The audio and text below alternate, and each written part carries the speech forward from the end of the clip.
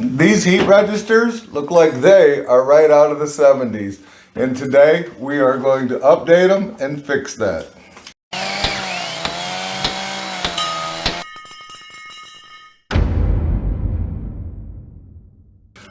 Hi everybody, I'm Jim Dierdorf and this is Detroit DIY and this is Oliver. We're going to upgrade these heat registers and we're going to make them look way more modern than they currently do. Let's get started. As soon as Oliver lets me get started. The first thing I need to do is figure out how to get these off. I see that there's a little connector right here. So I'm just going to start with that and I'm going to attempt to get this face plate off. Now I'm expecting to find a big mess in here because of the fact that I just skim coated these walls and a lot of crap went in here. So these just kind of snap on. So I'm going to go ahead and get these off and then we'll look and see how the rest of this is held into place. Taking the face plates off was easy enough. They just kind of snapped out. And these louvers, they just sit in here. So that was all pretty simple. What we're going to do, I looked online and to find either to buy a replacement or to make something to update these and make them look a lot better than they do. And believe it or not, you can still buy these register covers today. There's not been much in the way of updates or modernizing the look of these. So we were digging around on Pinterest and we found this picture that I'm going to pop up right here, and I am going to replicate that to replace these.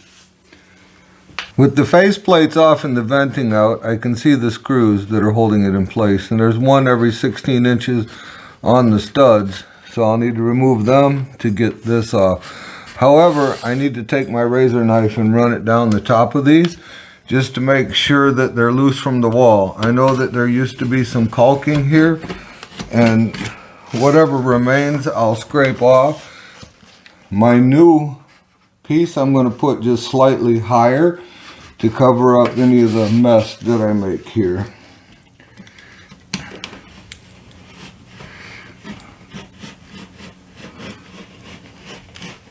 I've got all my caulk cut at the top, but before I start removing these screws, I've discovered that these brackets right here have bottom support for this coil, as this coil moves around fairly easy.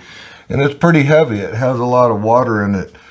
So I think what I want to do is just go cut me some spacers to put under this to kind of hold it up so that when I pull this out it doesn't sag down. Also, I believe I'm going to modify this bracket by cutting this tab off and then reattach this to the studs so that this lower piece can once again support this coil. After thinking about this for a few minutes, I don't think I'm going to remove this. I think I'm just going to get these tabs out of my way and use this to support my upper piece of wood. So I've got this just as a shim, basically.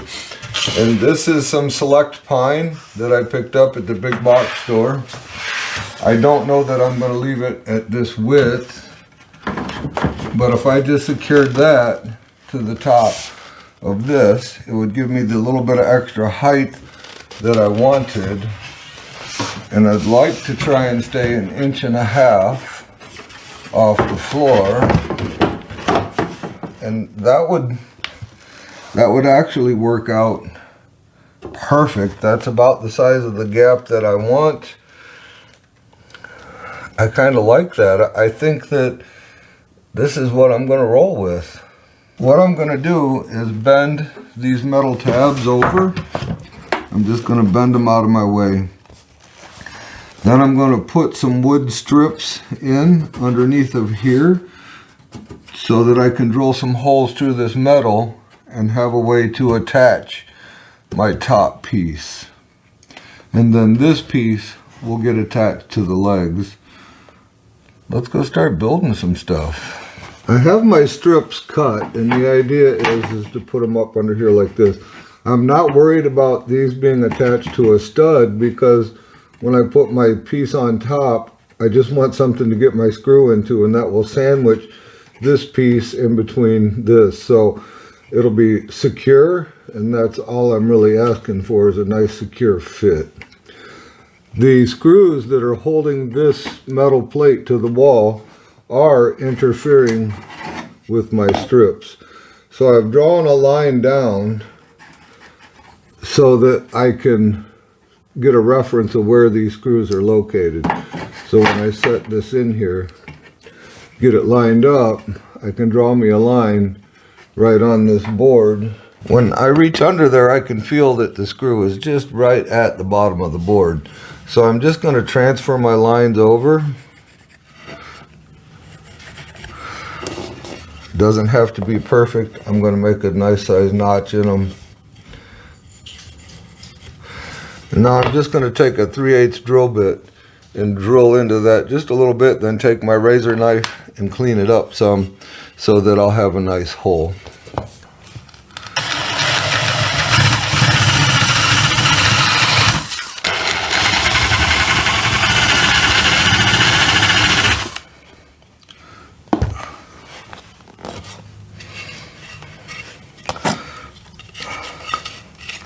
Now I just want to take my razor knife and just cut it open a little bit further.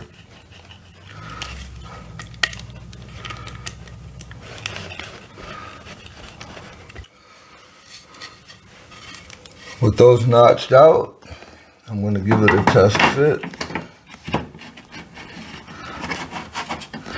There we go. It sits up in there real nice. I'm going to be using a 3 30" drill bit. And I just want to get a screw through the metal. I'm going to get 2 screws in it. Make sure I got it set in there where I want it. And then here near the end.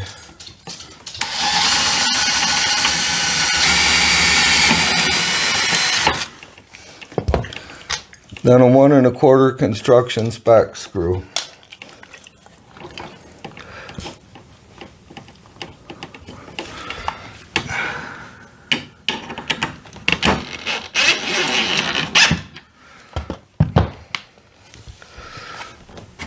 With that screw in, I'm going to do the exact same thing down here.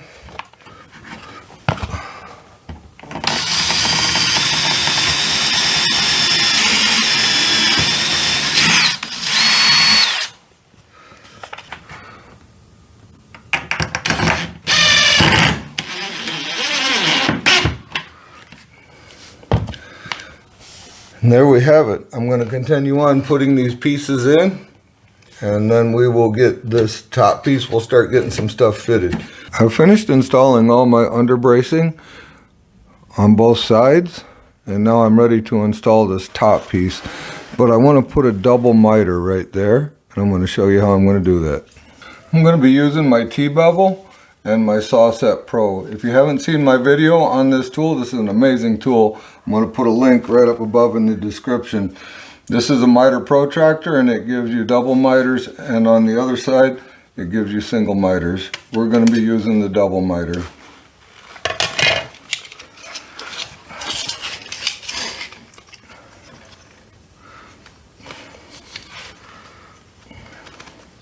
So I just want to get my T-bevel close to a 45, set it against the wall here, push it tight against the wall here, snug it up. Then on the double miter side, I'm going to come in like this and get my reading. This is telling me to cut at 43.5. I'm going to go get them cut, and then we'll start getting them installed.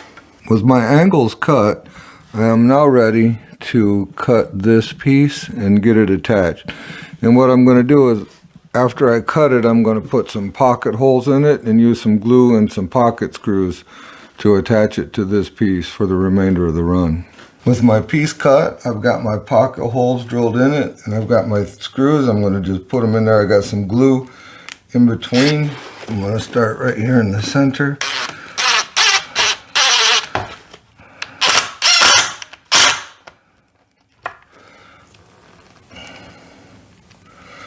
Now the top, my alignment's good.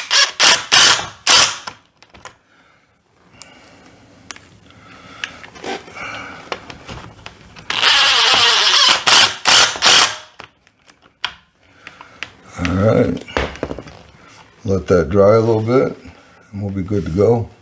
I have both sections of my top boards joined together all the way into the corner and down this side. Pocket screws right there where you see it joined right there, and pocket screws where you see it joined right there. Glue and pocket screws. I'm ready to start attaching this to the strips that I put down below. So I'm going to mark them out. I want to put a screw about every 2 feet, I believe. I'm going to get them marked out. I'm going to be using a number 8 countersink, and the screws will be going in on a slight angle, which is good because it'll help pull it tight against the wall. Keeping in mind my strips underneath, I want to get my first screw about right here. So that strip ends about right here, and it has 2 screws in it here and here. So this is a perfect place to start. Since my strips are 3/4 of an inch wide, I'm just going to use this as a reference. Draw me a little line right here. So I want to keep my screw inside of that line. This is the countersink I'm going to be using. And I'm going to be using 1.5 inch number 8 construction screws to hold this in place. Once this is complete, I'll fill this hole with wood putty, sand it off. You'll never know it's there. If I need to ever remove them, I'll have to dig that putty out.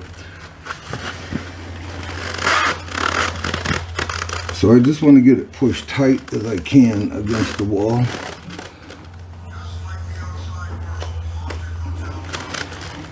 Stand my drill up as straight as possible.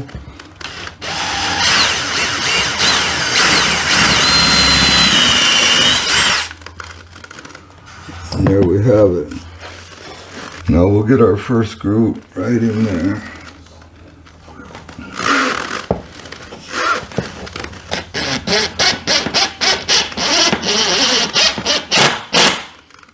Now I'm going to continue down the wall and do the exact same thing and get this board completely installed. I have my top board secured all the way around. We're going to need a little bit of caulk to fill in some gaps, but no big deal. Now I'm ready to start working on the face board, but first I need to cut my 2 end pieces for the very outside ends, there and on the other side. And those I'm going to cut differently because this one I have the ability to nail it from the outside and the other end I do not. I have my 2 end pieces cut. One is just a standard cut off, and the other one I have cut it out to inset the board into, and I have a water pipe down there for the hot water to clear through. And this is 1.5 inch off the floor, and I'm not exactly sure what this measurement is, but we'll be figuring that out shortly.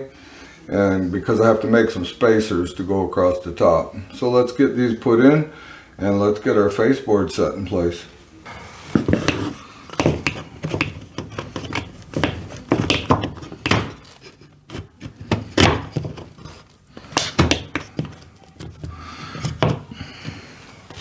Alright, that's exactly what I want, and I'm going to be able to pin nail that right through the top.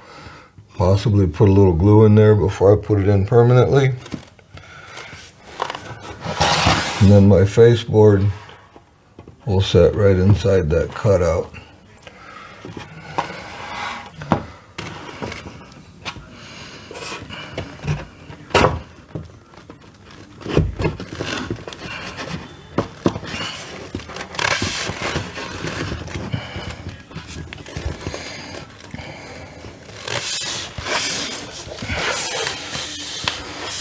Now that I have this setting in place, I've just got some 2x material cut off here. And what I'm going to do is put some pieces in right here. I'm probably going to put hopefully 5 of them across the length of this. But the first thing I need to do is get my measurement to get my second board cut. And then I'm going to do the same thing. I'm going to put the pocket screws in here, and I'm going to attach the 2 boards together to run the full length. I've cut my spacers at 2.5 inches by 1 inch is what my measurement is right here. So what I'm going to do is glue them on. I've figured out how many spaces I want, being 6. and I measured the total length and divided it by the amount of spaces, and that's what's given me an equal amount between each. And that is also going to work out pretty good on that far section when I put that face on. So I'm going to get these glued and clamped on, let them dry, then we'll be ready to move on. I have all my tabs on, and I have my board joined together with pocket screws right there, and this is basically ready to install. I need to install this end piece first. For this, I'm just going to be using some 2-inch finish nails through the top. I'm just going to put them in by hand, get that nailed in right there.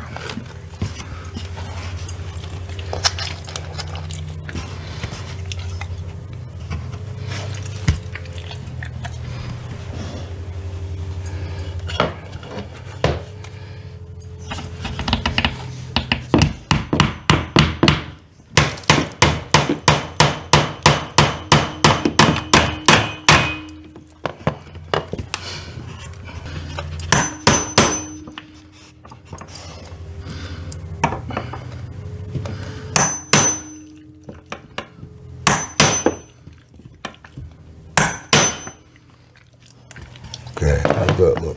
Does that look all right? I do all right. All right. Now that I've got that end in place, I'm ready to get this set up in there.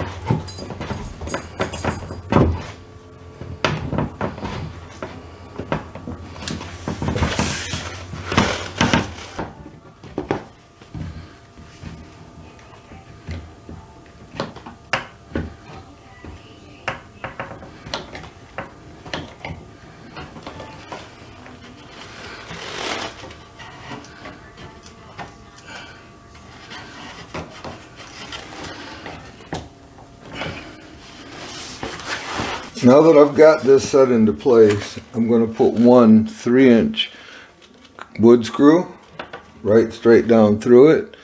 I'm going to drill the hole, recess it, and then I'm going to drill down into it a little bit further just to make sure that I don't split any wood. I'm going to use this as just a little reference. It's a piece of the 3/4 with some tape on it that I've been gluing on. I just want to get me a little reference line back here so I get my screw centered.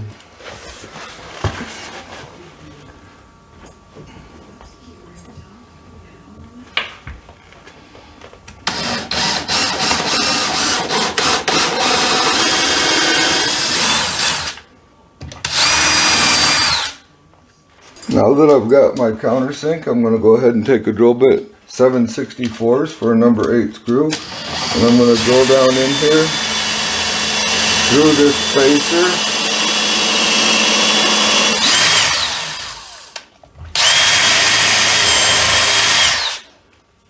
And now I'm ready to put my screw in. Buddy, you're blocking the whole friggin' view. You're blocking the whole view.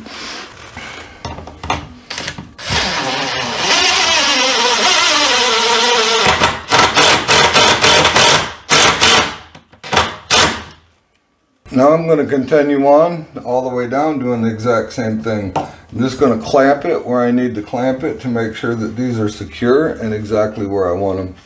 I have the entire register cover put together. It's all screwed, it's all in place, everything is looking really good. I'm almost ready to start putting the wood putty in. However, I need to do a little bit of sanding first. My seam right here is a little bit off. I want to sand that before I fill it. And any other imperfections that I see, I'm going to sand. I'm going to be using my orbital sander with 150 grit to sand out these imperfections.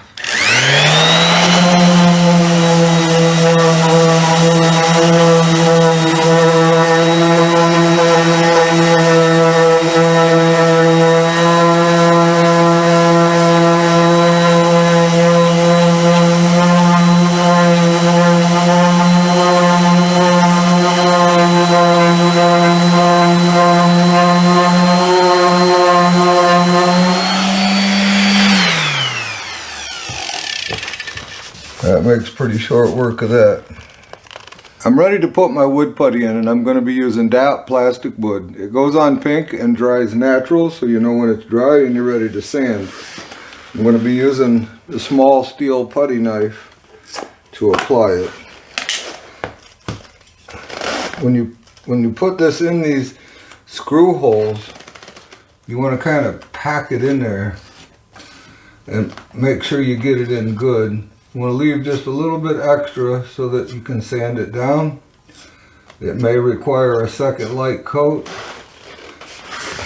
This is the seam that I just sanded. I just want to tighten that up a little bit. I'm going to do the same thing.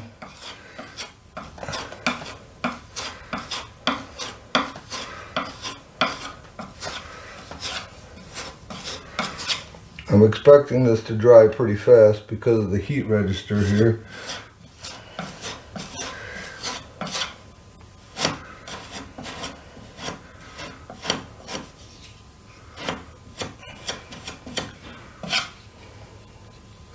And I have a little nick right here. I just want to go ahead and get that. And these other little nicks or imperfections, I'll fill them in as well. I'm going to continue getting this putty in, and then we'll come back and get it sanded.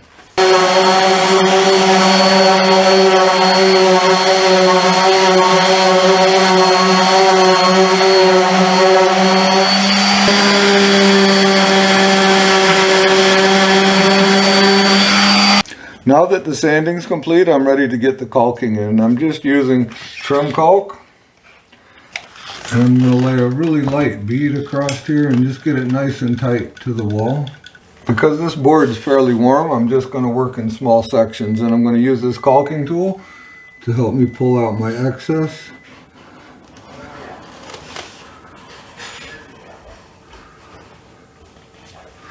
So that I get a finish like that. Keep the tool cleaned as you go, and you'll lay a really nice bead. I'm going to keep going on this, and we'll take a look when it's done. All the caulking is finished. It turned out very nice. It definitely shows you the inconsistencies, the humps and dips in the wall that's created when the walls are being finished in the first place. Everything turned out really nice. With the caulking complete, the only thing left to do is prime this and paint this. And I'm going to show that in the reveal video when this room is complete. If you haven't subscribed yet, I would greatly appreciate it if you would consider doing so. Also hit the notification bell. I wouldn't want you to miss anything that's going on in this room. This is a complete remodel, and I'm going to reveal it in a video here in the end. If you'd like to get an awesome shirt like this, I've put a link down in the description to my store. We have t-shirts, sweatshirts, coffee cups, hats, all kinds of cool stuff. Check it out. That's all we got for this time. I'd like to thank you for watching. If you enjoyed yourself, click on one of those two videos that are going to pop up next to me. And remember to always respect the power of your power tools. We'll see you soon.